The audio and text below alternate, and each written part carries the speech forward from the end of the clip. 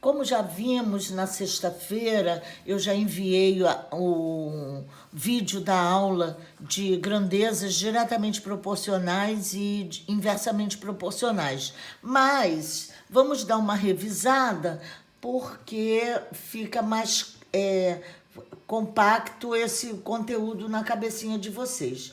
Vamos então para razão e proporção, começando por isso. O que vem a ser uma razão? Toda vez que a gente estabelece uma relação entre duas grandezas, a gente pode escrever uma razão.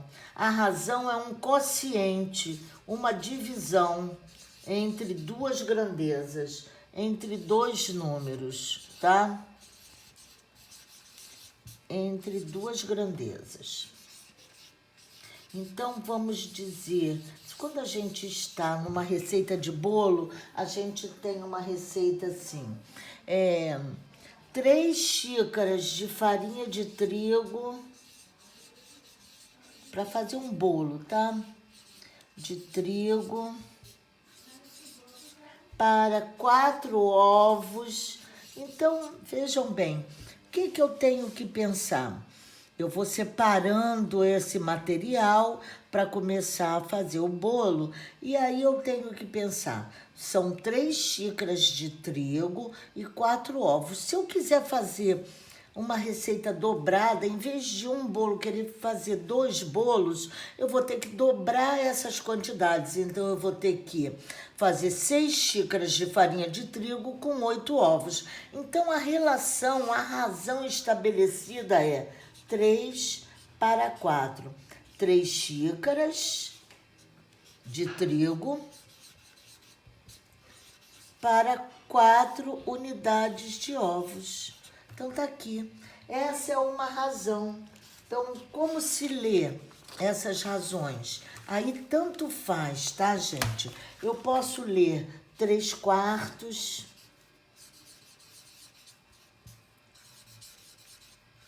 É a minha fração. A razão não deixa de ser a fração.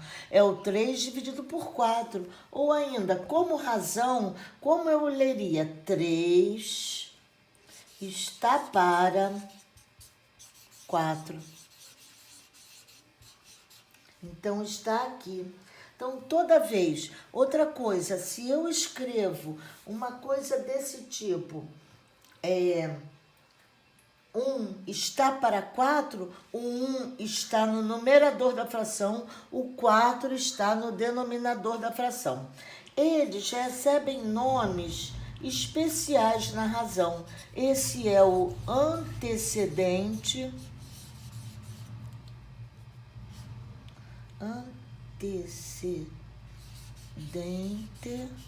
Errei, gente. E esse aqui é o consequente. Então, estão aí. Então, se eu peço, estabeleça a razão onde o antecedente é 2 e o consequente é 5, a razão seria 2 está para 5, ou 2/5, tá? Mas a leitura de razão é 2 está para 5. Eu posso ainda dar o valor da razão entre uns números dados. Uma razão entre, determine a razão entre letra A, 18 e 6.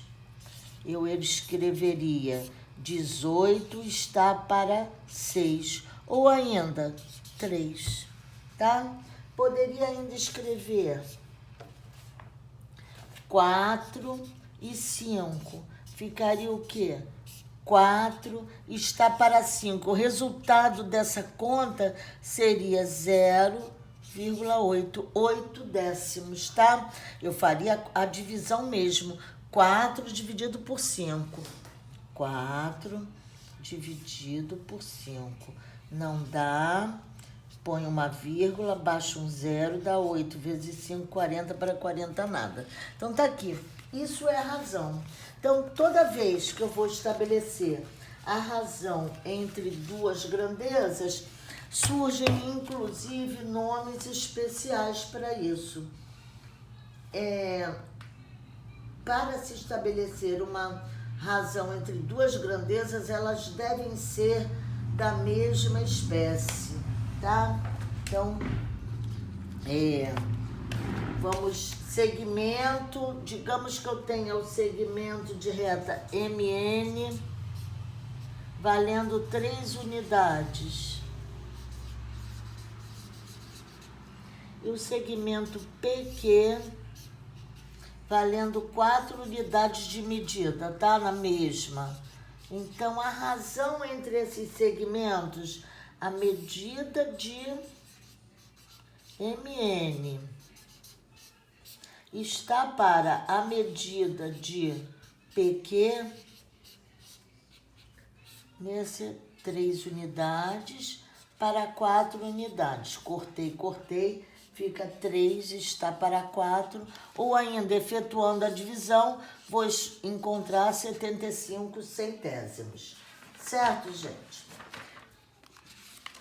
Isso é razão. Quando eu estabeleço uma igualdade entre duas razões, eu estou criando a proporção. Então, a proporção é uma igualdade entre duas razões. A está para B, assim como C está para D. Esses são os termos de uma proporção.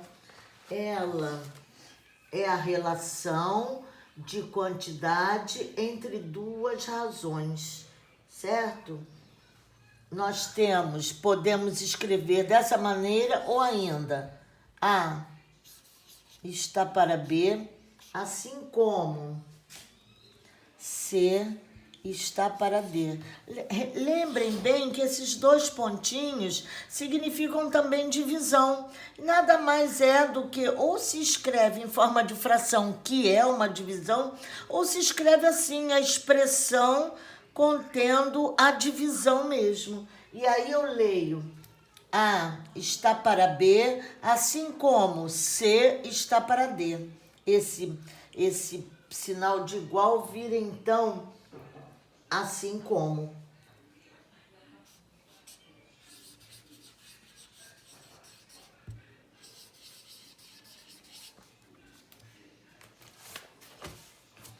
Temos, então, esses 2 termos aqui, A e D, são os extremos. É só olhar para esse modo aqui e ver que eles estão nas extremidades da expressão. E B e C são os meios. Escrito desta forma, a gente vê direitinho em azul. Eles estão aonde? No meio.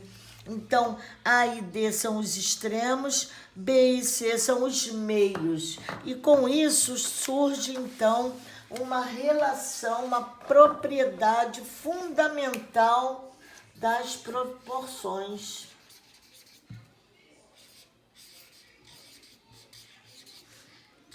Fundamental.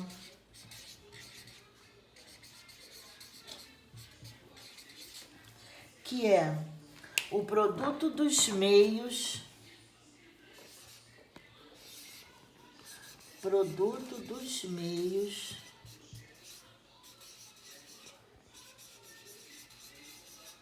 é igual ao produto dos extremos. Então, se eu tenho A está para B, assim como C está para D, A multiplicado, isso aqui é dividido, ó. Então, A multiplicado por D vai ser igual a B multiplicado por C.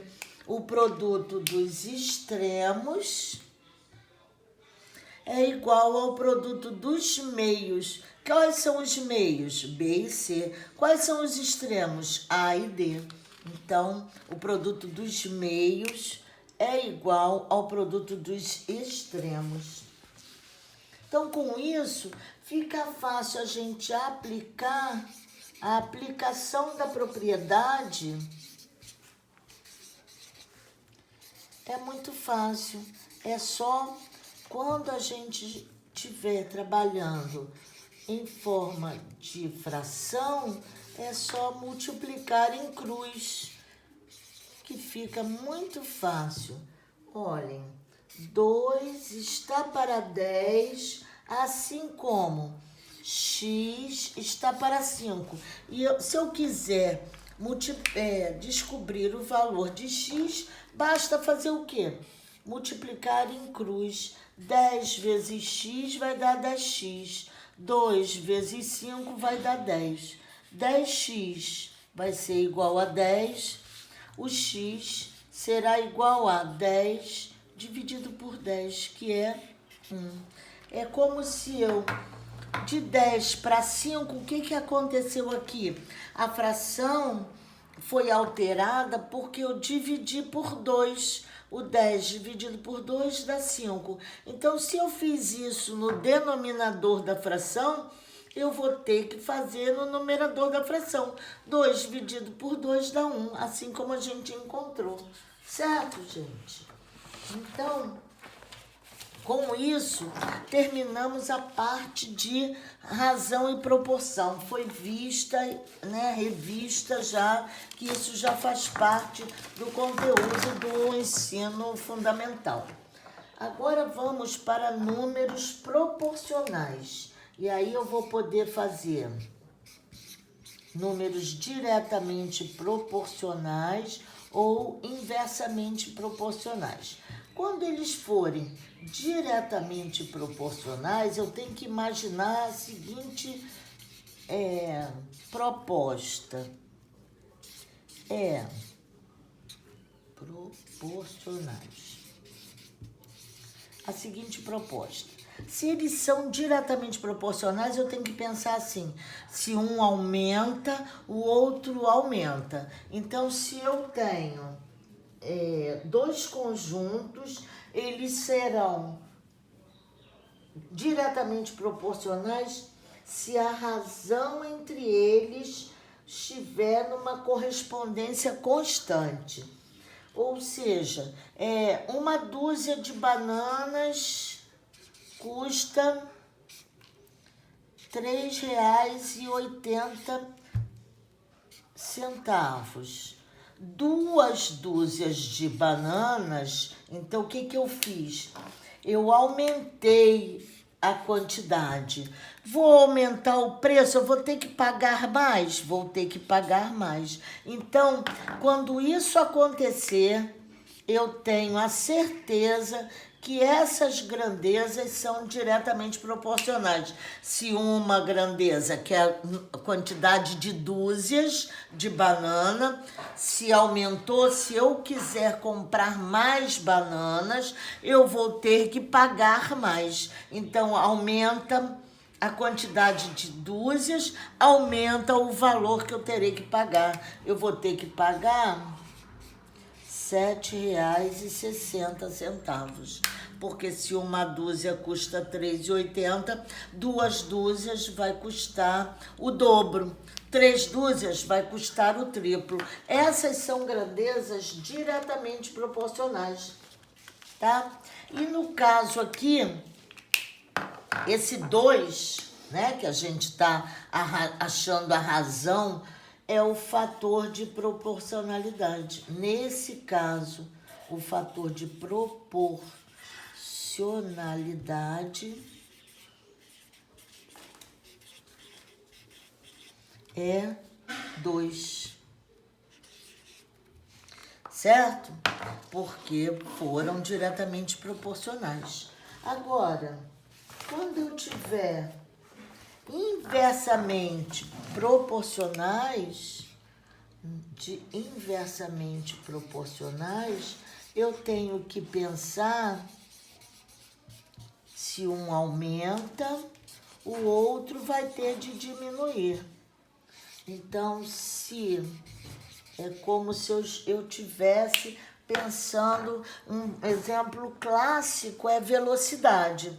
Se eu estou com uma velocidade de 80 quilômetros por hora e eu faço um percurso a 80 quilômetros por hora, eu demoro nesse percurso 3 horas, se eu aumentar a velocidade para 120 quilômetros por hora, eu vou demorar menos tempo ou mais tempo na minha viagem?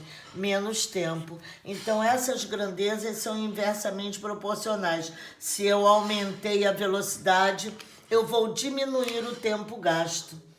O tempo gasto na viagem vai ser menor porque eu aumentei a velocidade. Então, essas grandezas são inversamente proporcionais.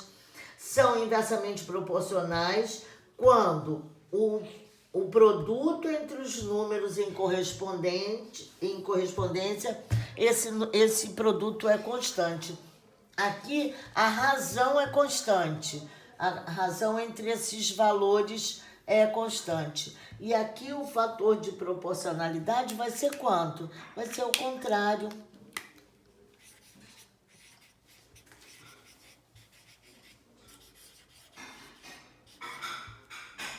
Vai ser 80 dividido por 40 dá 2. 120 dividido por 40 dá 3. Vai ser 2/3, tá? Então, elas são inversamente proporcionais dessa maneira. Então, vou acabar aqui, vou passar as atividades para vocês das grandezas diretamente proporcionais e inversamente proporcionais, para depois a gente poder entrar em regra de 3 simples e composta, tá bom?